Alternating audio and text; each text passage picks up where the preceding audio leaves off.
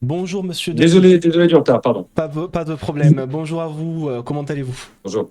Très bien, et vous? Très bien. Alors, pas trop stressé pour cette journée qui s'annonce historique hein, pour cette proposition de loi FNV. On rappelle, aujourd'hui c'est la lecture définitive à l'Assemblée nationale qui entérinera ou non ce nouveau droit, sauf recours derrière devant le Conseil d'État ou le Conseil constitutionnel.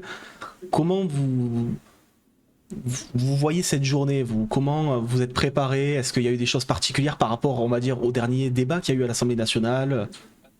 C'est une journée historique parce que je serais tenté de dire enfin, après toutes ces années, près d'un demi-siècle de combat pour faire comprendre qu'il fallait à la fois une loi sur l'aide active à mourir et puis une loi qui a été votée au mois de mai, faut quand même le rappeler, sur les soins palliatifs. Enfin, parce que des Françaises et des Français qui aujourd'hui doivent partir à l'étranger ou être accompagnés clandestinement en France vont trouver une possible réponse législative dans une des lois qui, je le rappelle, sera quand même l'une des plus restrictives au monde sur l'aide active à mourir. Et c'est pas la loi que demandait évidemment totalement l'association pour le droit de mourir dans la dignité.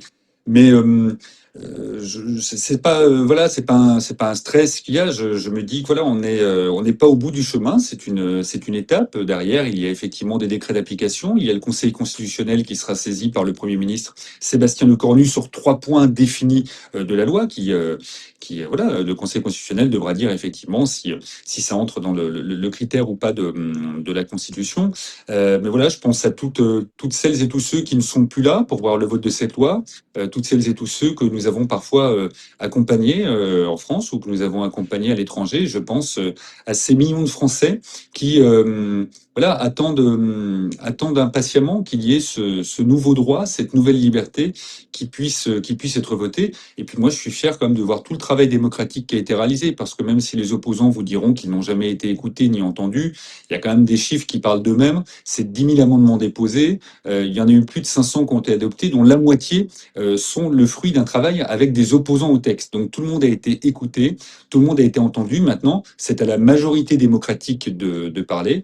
Et j'espère que effectivement, cet après-midi, la France saura se doter de cette loi qui fera entrer l'aide à mourir dans le code de la santé publique. Et c'était une question, est-ce que vous n'êtes pas un peu inquiet aussi parce qu'on a vu qu'au fur et à mesure des discussions à l'Assemblée nationale, les votes en faveur du texte étaient en retrait petit à petit, il y avait de moins en moins de personnes favorables.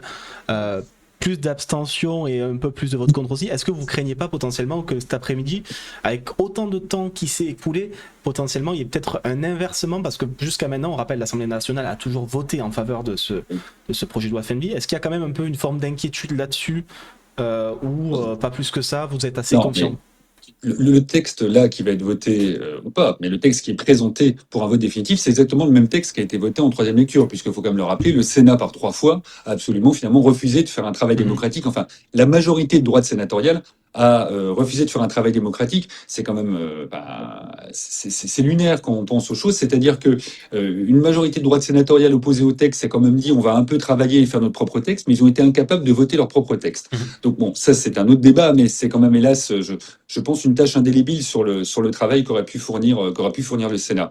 Là où je suis pas d'accord, il n'y a pas moins de personnes favorables à l'Assemblée nationale. Quand on va étudier les 3 différents votes qui ont eu lieu, on se rend compte que ce n'est pas les mêmes personnes toujours qui ont voté, c'est-à-dire que des personnes qui étaient favorables, par exemple, en première lecture au texte, n'étaient pas présents en deuxième ou en troisième lecture. Là où, par contre, vous avez raison, c'est qu'effectivement, des personnes qui s'abstenaient en première lecture, mais qui étaient contre ce texte, mais qui préféraient s'abstenir, ont effectivement voté contre. Là où il faut être honnête, je pense que nous avons laissé trop dire n'importe quoi dans ce débat, qu'il y a eu des outrances, qu'il y a eu des excès. Il y a encore un excès de Claire Fourcade et du journal Le Point qui date d'hier. On nous dit qu'il y a 800 000 majeurs protégés qui seraient concernés par la loi. Non, il y a 800 000 majeurs protégés en France. C'est pas 800 000 majeurs protégés dans la loi. Donc maintenant, les opposants devront aussi nous dire quelque chose de définitif, soit par tous ces excès et toutes ces choses qu'ils disent, ils n'ont absolument jamais lu le texte, Et là, c'est inquiétant parce que finalement, ils n'ont pas compris les critères et ils nous racontent absolument n'importe quoi depuis le début. Ou alors, ils ont très bien compris le texte et puis ils veulent jouer sur la peur, sur la pente glissante, enfin sur toutes ces choses sur lesquelles ils ont joué lors des débats sur la PMA pour toutes, sur le mariage pour tous, sur le pacte, sur l'IVG. Voilà, il faudra se rendre à l'évidence à ça.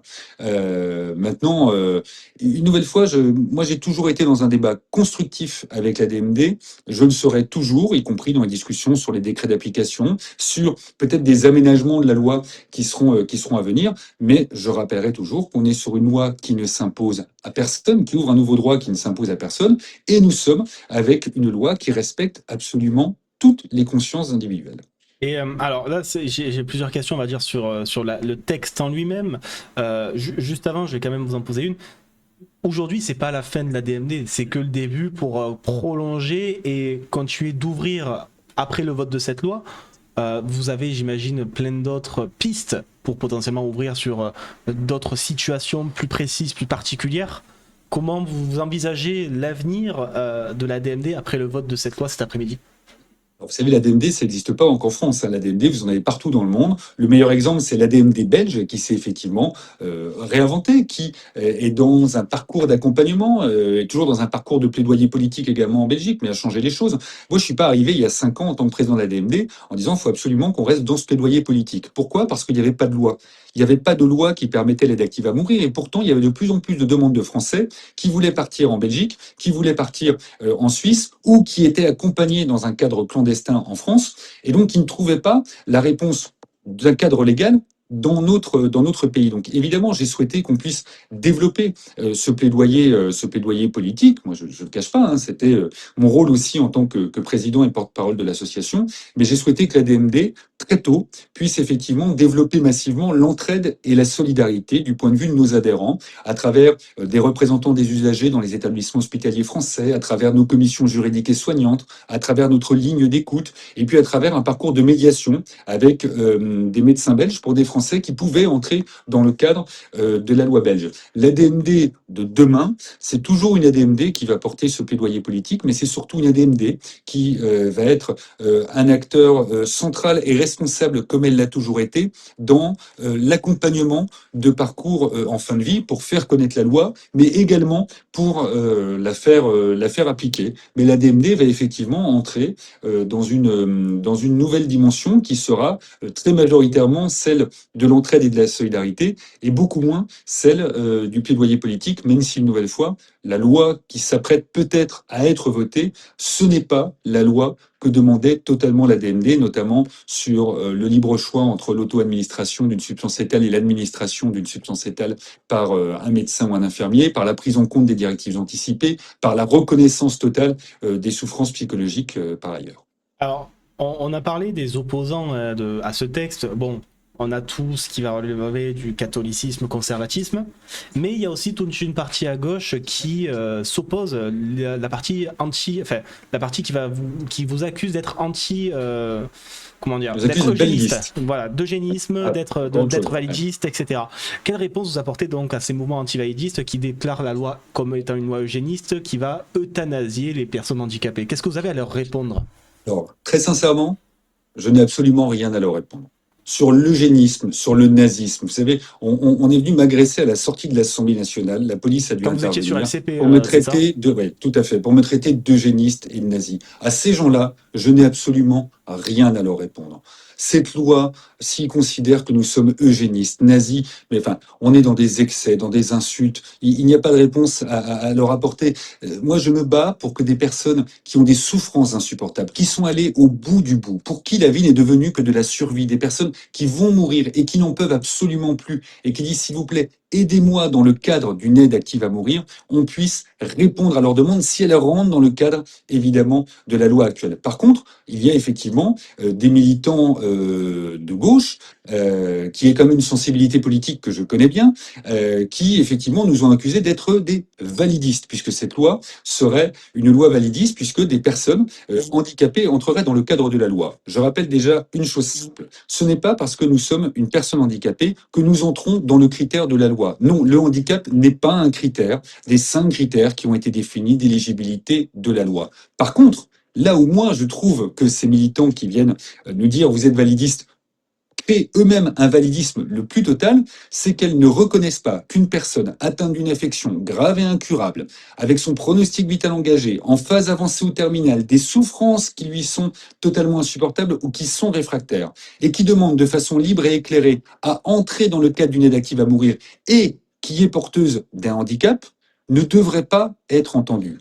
Pardon, on n'invisibilise pas la parole parce qu'une personne qui est handicapée demanderait à entrer dans le cadre d'une aide active à mourir parce qu'elle est atteinte d'un cancer généralisé en phase terminale. Je reconnais la même parole, le même poids de parole à quelqu'un qui est atteinte d'une affection grave et incurable, qui est porteuse d'un handicap ou qui n'est pas porteuse d'un handicap.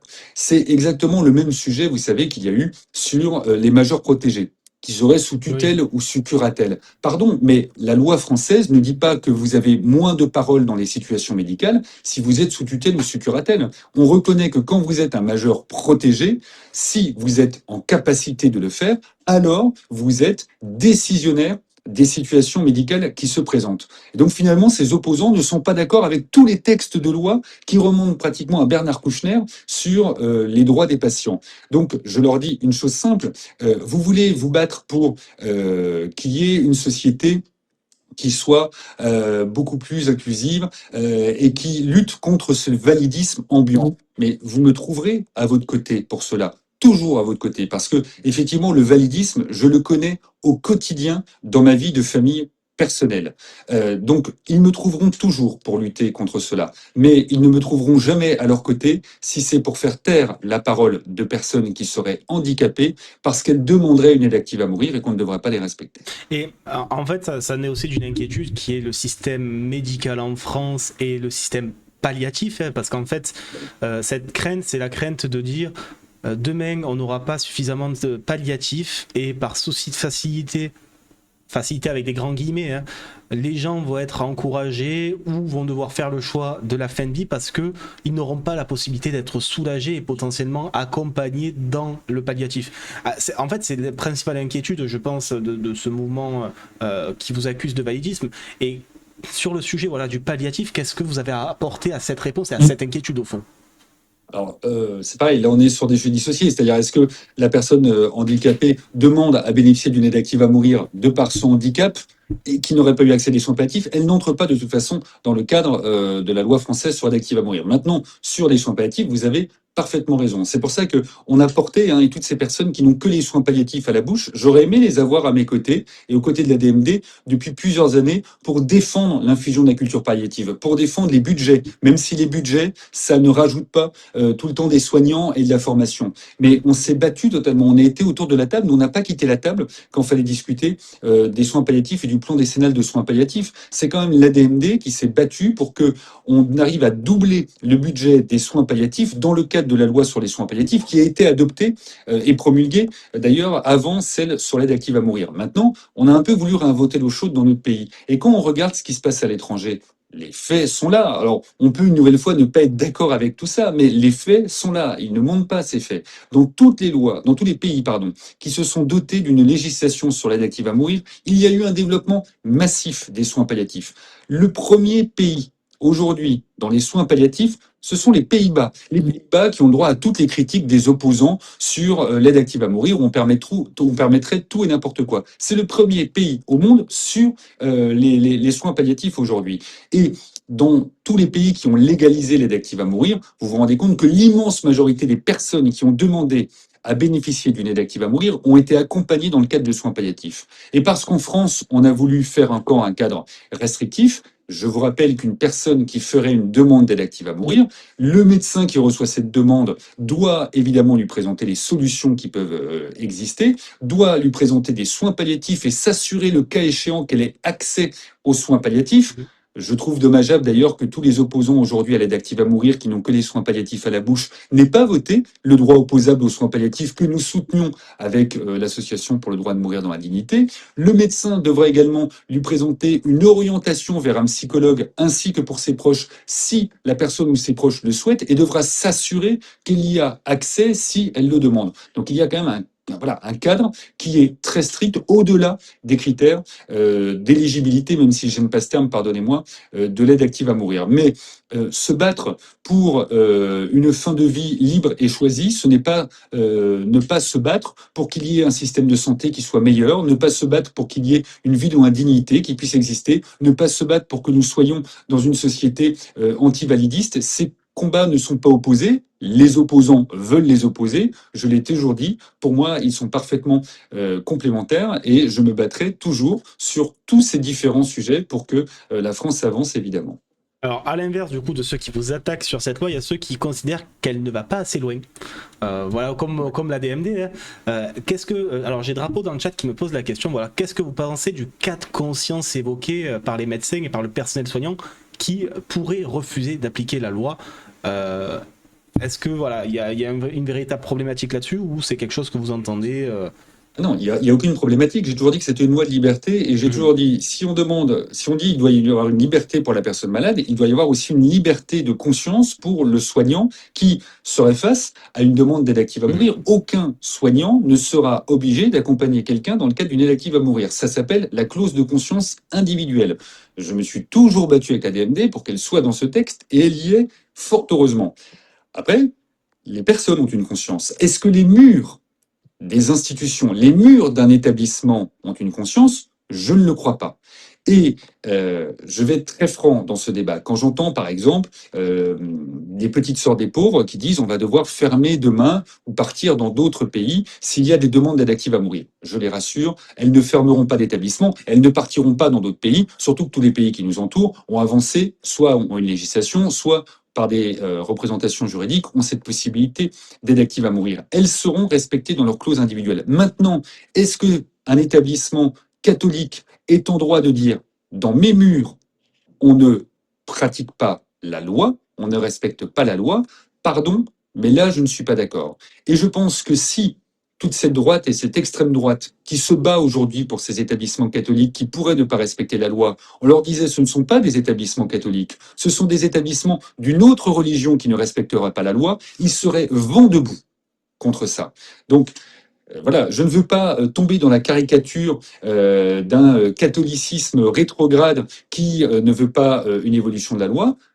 Les personnes qui travaillent dans ces établissements hospitaliers seront respectées dans leurs clauses de conscience individuelle. Par contre, est-ce qu'elles devront respecter la loi? Je le pense. Maintenant, Sébastien Lecornu va saisir le Conseil constitutionnel sur donc 3 sujets qui sont à l'intérieur: le délai de réflexion pour la personne malade, le cas des majeurs protégés et le cas justement d'une clause de conscience collective. Ce sera au Conseil constitutionnel de nous dire si cette loi respecte totalement la Constitution ou s'il faut un aménagement sur ces 3 critères. Maintenant, j'espère que le Conseil constitutionnel ne créera pas quelque chose d'invraisemblable dans le droit de la santé, qui est de se dire, dans tous les établissements hospitaliers en France, ce n'est pas le même droit qui est en vigueur. Parce que c'est vrai que la difficulté qui se pose, c'est la question de l'accessibilité, forcément, parce que on sait qu'il y a des endroits qui sont beaucoup moins fournis en France à tout ce qui va toucher à tous les secteurs, mais d'autant plus au médical et à l'accompagnement médical, même sur le palliatif ou autre.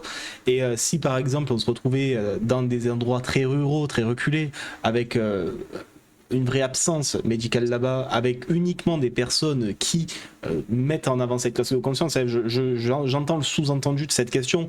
Les personnes, ça voudrait dire, ne pourraient pas être accompagnées dans leur fin de vie à ces endroits, auprès de leur famille, et devraient s'éloigner. Et je pense que c'est aussi ça la question qui est posée ici. Comment ça voudrait dire une inégalité totale d'accès, effectivement, devant la loi. Alors que le but de cette loi, c'est une loi de liberté, c'est une loi d'égalité, c'est une loi de fraternité, c'est de mettre fin aux inégalités qui existent actuellement. Par la loi sur les soins palliatifs, de mettre fin à une inégalité d'accès aux soins palliatifs, par la loi sur l'aide active à mourir, de mettre fin à une inégalité entre si vous connaissez les médecins qui sont prêts à vous accompagner en France, si vous connaissez les médecins qui sont prêts à vous accompagner en Belgique dans le cadre de la loi belge, ou si vous avez 12 000 ou 15 000 euros pour partir en Suisse. Voilà. Donc aujourd'hui, ceux qui bénéficient d'une aide active à mourir, pardon, ce sont, excusez-moi du terme, mais des puissants. Ce sont des personnes qui ont ou les connaissances ou les moyens. Oui. L'inégalité, elle est là aujourd'hui dans notre pays. Donc cette loi, elle doit mettre fin à ces différentes inégalités que je vous ai citées. Alors, j'ai une question qui m'a été posée par la même personne sur les directives anticipées.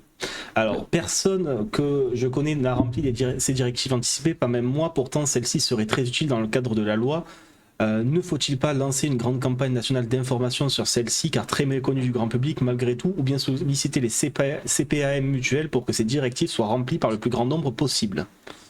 Alors, vous savez, les directives anticipées, elles existent depuis la loi de 2005. Elles ont été renforcées par la loi de 2016, la loi Claes-Soliti, et dites-vous bien que François Hollande avait lancé une grande campagne sur les directives anticipées, mais qui n'a pas duré longtemps parce qu'il y avait des erreurs dedans. J'ai le regret, effectivement, que l'État ne se soit jamais lancé dans une grande campagne pour faire comprendre les directives anticipées. Pour faire très simple, les directives anticipées, c'est un document qui vous permet de dire ce que vous souhaitez ou ce que vous ne souhaitez pas dans le cadre de votre fin de vie si vous n'êtes plus en état de vous exprimer. Vous pouvez alors désigner des personnes de confiance qui seront chargées de vous représenter et de faire valoir vos droits et vos décisions dans le cadre d'un parcours de fin de vie. Ces directives anticipées, elles sont encore trop méconnues. C'est aussi tout un travail que fait la DMD depuis plus de 10 ans, notamment avec une tournée qui a lieu dans toute la France. Elle a lieu en ce moment même avec les jeunes ADMD pour faire connaître ces directives anticipées et inciter les Français, et là c'est pas une question d'être pour ou contre les directives à mourir, c'est inciter les Français à se poser, réfléchir à cette question de leur propre fin de vie, parce que c'est une question qui nous touchera toutes et tous. Moi, j'ai longtemps entendu, j'en ai fait un détourné avec la DMD pour parler des directives anticipées, j'ai longtemps entendu des personnes qui me disaient « Ah non, mais je vais pas remplir des directives anticipées, j'ai pas envie de mourir demain. » Mais personne n'a prévu spécifiquement de mourir demain. Et c'est pas parce qu'on réfléchit à sa propre fin de vie et qu'on remplit les directives anticipées qu'on va mourir demain. Par contre, ce qu'il y aurait de terrible, c'est de ne pas être respecté dans ses choix, dans ses décisions sur la fin de vie, parce qu'on y est confronté et qu'on n'a pas rempli de directives anticipées. Maintenant, les directives anticipées n'entrent pas dans le cadre de la loi qui va peut-être être votée dans quelques heures. C'est-à-dire, vous ne pourrez pas demander à bénéficier d'une aide active à mourir dans le cadre de vos directives anticipées, puisqu'il faut pouvoir le dire jusqu'à la dernière seconde de manière libre et éclairée. Pour moi, c'est une erreur. Et la DMD continuera de Et militer pour qu'il y ait peut-être un aménagement. Moi, je suis pas quelqu'un de dogmatique. Je suis pas dogmatique non plus sur la question des directives anticipées. Peut-être qu'il y a un aménagement sur les directives anticipées à réfléchir. Et d'ailleurs, les parlementaires avaient commencé à y réfléchir dans le cadre des discussions dans l'hémicycle, du moins à l'Assemblée nationale, puisque le Sénat avait décidé de ne réfléchir sur pratiquement rien. Mais il y aura ce sujet, à mon avis, à faire revenir. Et puis, c'est aussi dans le rôle de la DMD de continuer à faire connaître les directives anticipées, déjà parce qu'on gère le fichier national de la DMD sur les directives anticipées, aussi bien pour nos adhérents que pour des non-adhérents à l'association. d'accord. Mais c'est vrai que c'est une question qui revient parce que personnellement, mais je connais aussi d'autres personnes pour qui c'est le cas, il y a une vraie crainte qu'un jour, potentiellement, à un âge très avancé, il y a un Alzheimer qui devienne très important, une sénilité importante ou autre, qui nous empêche soi-même de pouvoir prendre ce choix, mais qu'en en étant pleinement conscience aujourd'hui, dans mon cas personnel, personnellement, je pense que si je pouvais l'écrire quelque part, je dirais que si jamais je venais avoir un Alzheimer extrêmement avancé et à ne plus jamais reconnaître personne, je souhaiterais que pouvoir avoir accès à la fin de vie. Et ça, c'est vrai qu'aujourd'hui, c'est pas quelque chose auquel on aura droit. Donc c'est voilà, c'est quelque chose que vous allez essayer de mener sur le long terme. Est-ce que vous Alors, avez déjà des alliés, on va dire politiques, qui souhaitent vous accompagner sur ces questions-là? oui, bah on l'a vu dans les débats. Il y avait Mm. évidemment des parlementaires qui souhaitent que les directives anticipées puissent être valables dans le cadre d'une aide active à mourir. Par contre, il y a deux choses que vous aviez dans votre question. Vous parlez d'Alzheimer. Alzheimer n'est absolument pas considéré dans la loi Oui, sur l'aide active à mourir, hein. bien sûr, je sais. Avoir des troubles cognitifs, ce n'est pas spécialement avoir Alzheimer. Je vais vous donner un exemple très précis. Pour des personnes qui sont atteintes de la SLA, donc la maladie de Oui. Charcot, vous avez plus de 20% qui sont atteintes de personnes de la SLA. Pardon, vous avez plus de 20% de personnes atteintes de la SLA qui souffrent de troubles cognitifs dans la phase précoce de la maladie. Et donc, ces personnes-là, mais une nouvelle fois, c'est par exemple l'association de recherche sur la SLA qui porte ce sujet et qui dit, mais pour ces personnes qui seraient atteintes de troubles cognitifs, elles ont peur, quand elles seront allées au bout du bout de leur souffrance, de ne plus avoir totalement la conscience, donc à cause de ces troubles cognitifs qu'ils auront développés tôt dans la maladie, et donc de pouvoir demander à être accompagnées dans le cadre d'une aide active à mourir, que finalement elles doivent connaître une phase agonique qu'elles refusent de connaître, qu'elles ne veulent pas connaître. Donc ce n'est pas qu'une question sur la maladie d'Alzheimer, Bien sûr, sur non, les c'est un troubles exemple, cognitifs. évidemment. Mais oui, moi aussi, j'ai ma maman que j'accompagne depuis des années, je suis un aidant au quotidien, qui a une sclérose en plaques. Les troubles cognitifs qui ne sont pas perpétuels, hein, mais des troubles cognitifs qui peuvent intervenir de temps en temps. Je les vois au quotidien. Je vois bien la souffrance que ça peut être pour des personnes qui souhaitent être respectées totalement dans leurs droits, et cette loi leur donnera un nouveau droit qui ne s'imposera à personne, et de se dire, mais je vais peut-être demander à bénéficier d'une aide active à mourir de façon anticipée, parce que j'ai Oui. peur de ne pas pouvoir être respecté in fine dans mon choix. Pour moi, c'est quelque chose qui reste catastrophique. Euh, Autre question qui est posée, de ce que j'ai vu, cette loi exclurait les mineurs. Existe-t-il une exemption si jamais un mineur a un accident grave rendant la poursuite de soins comme étant de l'acharnement thérapeutique? Sinon, souhaiteriez-vous qu'une telle chose puisse exister à terme? Alors, pareil, deux choses dans la question. L'acharnement thérapeutique, rappeler l'obstination déraisonnable Mhm. aujourd'hui, c'est quelque chose qui est interdit dans notre pays avec les différentes lois qui existent. Donc, il ne doit pas y avoir d'obstination déraisonnable. Est-ce qu'il y a encore de l'obstination déraisonnable dans notre pays? Oui, hélas. Et là, pour le coup, il y a toujours un travail à faire. Maintenant, sur les mineurs, ils sont totalement exclus de la loi. Le premier critère d'éligibilité, une nouvelle C'est la fois, majorité. excusez-moi de ce terme-là, c'est être majeur. Donc, il n'y a pas de question sur les mineurs aujourd'hui dans le cadre de cette loi. Et je veux dire, la France a mis 50 ans pratiquement à se doter d'une loi. Donc s'il devait y avoir des réflexions à faire, puisqu'il y a des pays à l'étranger qui effectivement disent des mineurs peuvent entrer dans le cadre d'une aide active à mourir s'ils sont atteints d'une maladie grave et incurable avec un pronostic vital qui est engagé à court terme. Donc ils vont mourir dans quelques heures ou dans quelques jours. Hein. C'est ainsi Oui. que la loi est faite à l'étranger. Et donc les représentants légaux, les parents quand même, hein, donc, sont d'accord pour répondre à la demande de leur enfant. C'est pas prêt d'arriver en France, même si c'est une question qui avait été soulevée par la Convention citoyenne sur la fin de vie qui avait réuni le président de la République. Et alors, je vais reclore la boucle avec, sur la question de l'eugénisme qui avait été évoquée tout à l'heure. Certains sous-entendent, de manière assez, ça peut être assez insidieux, permettre la fin de vie, c'est arrêter de faire de la recherche pour soigner la maladie parce qu'on a déjà une solution à court terme, rapide et simple. Qu'est-ce que vous répondez à ce genre de critique qui, je m'imagine, vous avez entendu énormément de fois pendant tous ces débats? Oui, mais je vais vous dire, c'est des critiques qui sont surtout intervenues dans les fins de lecture. C'est-à-dire que D'accord. on est arrivé à avoir des critiques sur des sujets économiques. Ce serait une loi de capitaliste. Alors, l'eugénisme, le nazisme, c'est au quotidien.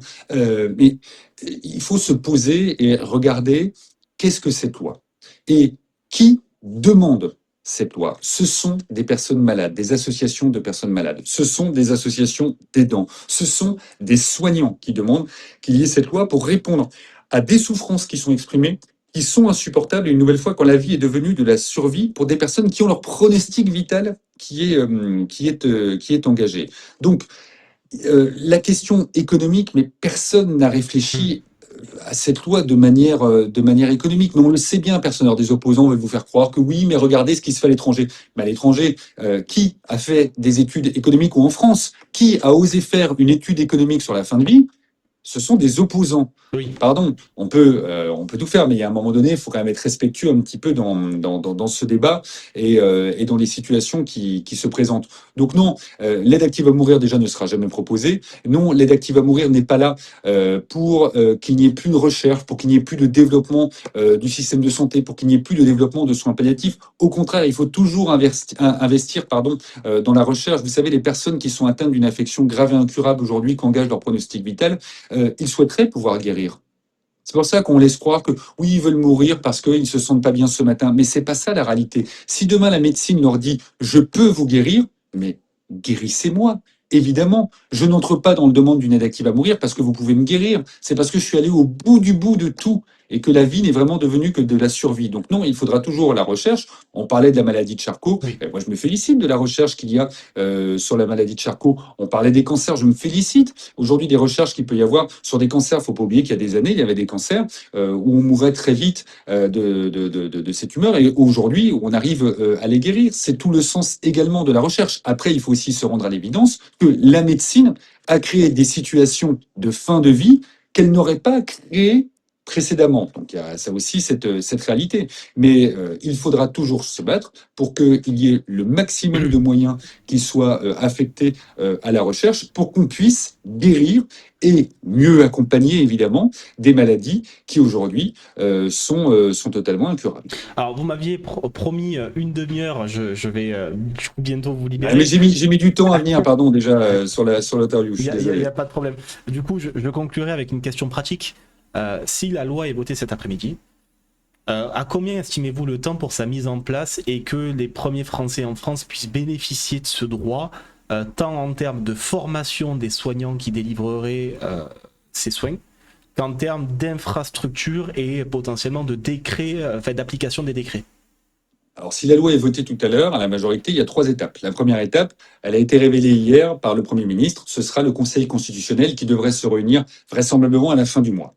La deuxième étape, ce sera la promulgation de la loi par le président de la République. Au journal J'espère que cette officiel, ouais. promulgation arrivera dès la décision du Conseil constitutionnel. La troisième étape, ce seront les décrets d'application. Alors, il y a toute une procédure qui doit être réfléchie également sur l'accompagnement dans le cadre de l'auto-administration, de l'administration de la substance létale. Donc, c'est réfléchi par l'Haute Autorité de Santé. Mais tout ça, mis bout à bout, je l'espère, permettra à des Français qui le demandent d'être accompagnés dans le cadre d'une loi pleinement effective début 2027. Quoi qu'il en soit, il faut que cette loi, de toute façon, soit effective avant la prochaine élection présidentielle. C'est tout le temps qu'on a perdu dans des débats en dissolution, en division des deux textes, cirque du Sénat qui demande un petit peu plus de temps pour étudier le texte alors que finalement ils n'ont pas du tout envie de l'étudier. Enfin, dans tout ce temps-là, c'est du temps que des Françaises et des Français n'avaient plus. C'est du temps que des personnes malades n'avaient plus. Dans tout ce temps qu'on a mis, il y a des Français qui ont dû trouver le médecin qui, dans le plus grand secret, pouvait les accompagner en France, qui ont dû prendre une voiture pour pouvoir partir en Belgique alors que c'était très compliqué pour elles, qui ont dû payer plus de 10 000 euros pour être accompagnés dans le cadre d'un suicide assisté en Suisse. Ce temps perdu, il y en a eu assez, donc il faut que l'effectivité de la loi soit le plus rapide possible. Et si vous me permettez juste un mot, puisqu'on parlait beaucoup des opposants, je pense qu'ils devraient retenir un peu, notamment je parle politique sur la droite et l'extrême droite, de tout ce qu'ils ont pu dire sur les différentes questions de société. Et dans 10 ans, j'en suis certain, vous en aurez de nombreux qui vous diront comment on a pu faire ces excès, on s'est trompé. Oui, ils nous ont fait le même coup sur le mariage pour tous, le même coup sur la PMA pour toutes, le même coup sur le Pacs, le même coup sur l'IVG. Et donc, ils réaliseront que finalement, cette loi ne s'impose à personne, respecte les consciences, et ils devraient se rappeler une chose. Dans cet hémicycle qu'ils occupent, il y avait une de leurs anciennes collègues qui s'appelait Paulette Guinchard. Paulette Guinchard, c'était une ministre socialiste qui avait signé toutes les tribunes contre l'aide active à mourir, contre l'euthanasie, contre le suicide assisté, aux côtés de Jean Leonetti. Et puis Paulette Guinchard, elle s'est retrouvée face à une maladie terrible, grave et incurable, qu'elle connaissait parce qu'elle avait vu les proches déjà souffrir de cette maladie. Et face aux souffrances qui lui étaient insupportables, elle a décidé de partir en Suisse pour être accompagnée dans le cadre d'un suicide assisté parce que son pays ne pouvait pas l'accompagner dans le cadre, justement, d'une aide active à mourir comme elle le souhaitait, alors qu'elle se battait contre cette aide active à mourir. Et elle a souhaité déjà que ce témoignage soit rendu public, que soit porté ce témoignage public également par ses amis socialistes pour dire la France aurait dû se doter d'une loi et effectivement, il n'y a pas de vérité universelle, il n'y a pas de certitude à avoir et donc cette loi respectera absolument tout le monde si in fine on souhaitait en bénéficier. Et je pense qu'il faudrait se rappeler effectivement cette absence de certitude à avoir quand nous sommes allés au bout du bout des choses et peut-être qu'il y a des parlementaires qui sont aujourd'hui vent debout contre l'aide active à mourir et qui demanderont à en bénéficier. Et peut-être que vous avez effectivement des personnes qui demandent ce nouveau droit, moi-même, et qui ne savent pas ce qu'ils souhaiteront parce qu'ils n'ont justement pas de certitude ni de vérité universelle, mais qu'ils veulent que ce champ des possibles soit ouvert. Et je pense qu'effectivement, dans 10 ans, on ne sera pas différent de nos voisins belges ou néerlandais ou d'autres, et quand on se retournera sur tout le parcours de la loi, vous aurez une immense majorité de Français qui diront qu'est-ce qu'on a perdu de temps, mais cette loi, surtout, n'y touchez pas, elle est là, et elle permet d'accompagner celles et ceux qui le demandent, dans le respect de celles et ceux qui ne souhaitent pas non plus l'utiliser. Eh ben, merci beaucoup, Merci à monsieur vous. Denis, pour votre présence. Bonne journée à vous, bon courage pour cette Merci beaucoup. journée qui C'est s'annonce gentil. très chargée. Et à bientôt. À bientôt. Merci à vous. Merci à vous, au revoir.